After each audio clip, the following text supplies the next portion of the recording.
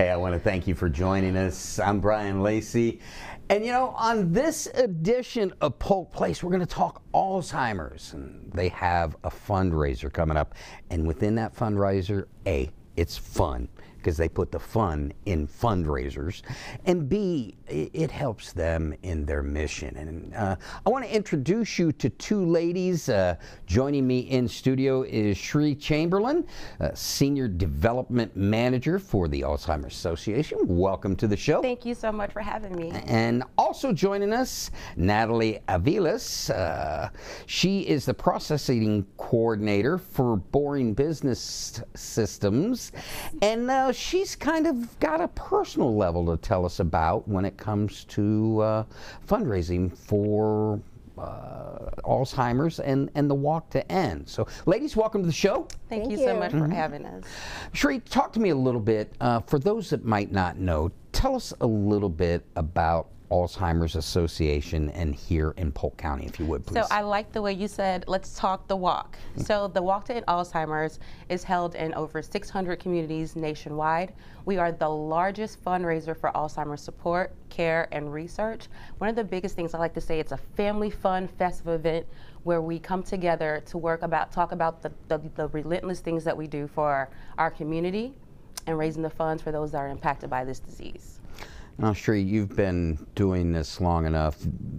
You've been on the fundraising end of it, but you also see the other side of it and what that money means to this community. Talk to me a little bit about how it helps programs for those in need, not only those stricken with the disease, but the family members, to help them with an outlet to learn, cope, or anything else that they need for somebody that's been diagnosed with Alzheimer's. Right. So the funds that we raise through the Walk to End Alzheimer's goes towards our 24/7 support and care line, where caregivers who are taking care of a family member with Alzheimer's can call, and they talk to clinical nurses, and they find out what support groups are in their area, what can they do, how can they get other support, and the things that, just a breather, you know. So we utilize that hotline at 800-272-3900, and we try to encourage everyone to use it, especially if you are impacted and taking care of somebody. So those funds are very critical for just that reason alone. Now, Natalie, as we spoke in the beginning, you're directly affected by this. Yes. Talk to me a little bit how you came to find Alzheimer's within the community, and talk to me a little bit about what they do for you. So I actually lost my grandmother to dementia and Alzheimer's back in 2015, and so I joined the walk in 2016, just creating my team, Remembering for You, because memories are important. When they can't remember, that's when we step in. And so I started doing the walk, fundraising, and then about 3 years ago, Shree invited me to join her on the actual community engagement committee. So I actually assist her in putting the walk together, getting out to the community, reaching out to them, letting them know what resources we have to offer. For me personally, it's been very gratifying, because, like she said, they have the support hotline. There's also respite care for family members who are the caregivers. We need time to decompress, and we don't trust everyone. It gives us knowledge. A lot of people have heard of Alzheimer's, but they're not very knowledgeable of what it is, what can be done about it. And so those are some of the tools that have helped us that have been personally affected by it. For somebody watching this that might say, that sounds like fun. First time event, talk a little bit about the process of what they might go through in creating a team, how they raise funds, and how they create awareness. It's super friendly. It's user friendly. You can easily go on to any of the websites, the alz.org/ and depending on where you live, because like she said, 600 places. So depending on your county, your state, you can even look it up. If you go to the alzheimers.org website, you can search the nearest walk within your town. Once you do that, a site is already created for you. You create a team page, and you can just text people, send out a link. They can join your team through there. They can send funding through there, whether it's credit card, ACH. You can even do a virtual check and take a photo of it and have it automatically be deposited.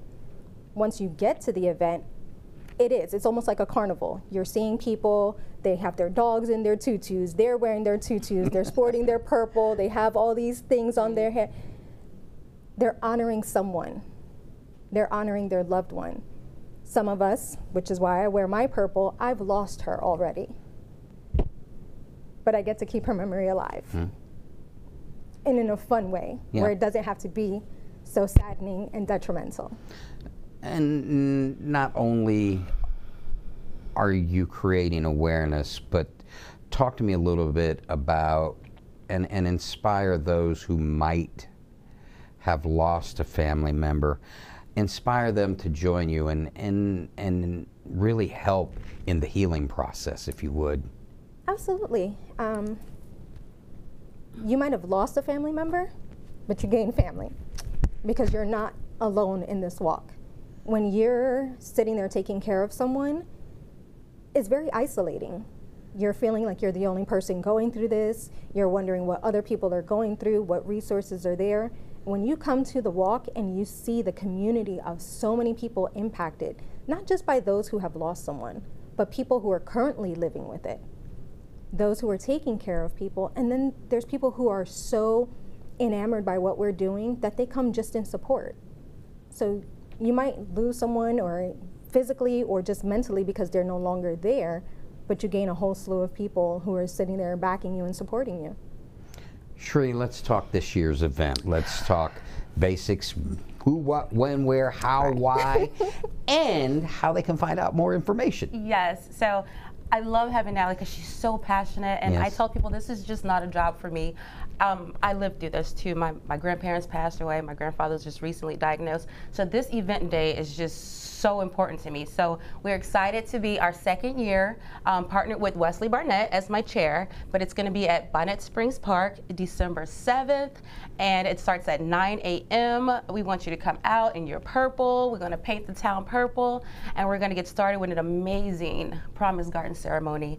And that's why we're there, because the Promise Garden ceremony, it kind of puts it together, right? We're all together because everybody there is impacted in a way. And we use the Promise Garden flowers that we hold up during the ceremony, depending on your impact with the disease. So we have, of course, the purple, which means you've lost someone. The blue, you're living with that disease. The yellow, you're a caregiver with somebody with that disease. And there's the orange, that represents that you support our mission, and our mission is a world without Alzheimer's. So we have some amazing corporate community companies, Publix, Lakeland Regional, that are presenting sponsors, and they come out and they let the community know we're here for you. And this year we have over 24 sponsors just in our community alone, with companies that say, hey, I want to be a part of this event. So it's a great day to come out. Can I tell you, back in the day, I was there when they broke ground on Bonnet Springs Park. It's beautiful, right? And when they broke ground and said what they were going to do, and the hot mess that was, and what it has become, and the backdrop for so many nonprofits, such as you guys, and what it means to the community. That is an incredible venue. Talk to me a little bit about what the folks can see out there. So one of the biggest things is the multiple aspects of just the fun scenery that you see. The walk route itself is going to be marked with the sponsors and their logos. You have a beautiful rooftop that you can see the event just from the rooftop, and it just gives it your own personal experience, so just breathtaking. And so it's just so opened up to the community. You see everything. Yeah. And Bonnet Springs Park is just this is my second year there, and it's just like the most, I'll say, cherishing place to have an event like this, because it's, number one, it's a free park, and the event's free. So people can come. And I mean, we have a good time, and it's so friendly and fun. I love that family fun festival event. Yeah. Well, ladies, I want to thank you for coming on and sharing the information. Man, that was a great story you told, and I love the passion that you bring for what you support. And any time that we can help you here at PGTV, Polk Place, anything whatsoever, please come back and see us. Well, I would love to invite you to the walk. All right. Register at alz.org/Polk Polk County Walk. All right. We'll see you next time, girls. Come back and see me. Thank you. All right. Walk to End Alzheimer's is held in more than 600 communities nationwide. The Alzheimer's Association Walk to End Alzheimer's is the world's largest fundraiser for Alzheimer's care, support, and research. Join them locally Saturday, December 7th, 8 a.m. at Bonnet Springs Park. That's at 400 Bonnet Springs Boulevard in Lakeland. Now, you need more information? Go to alz.org/Polk.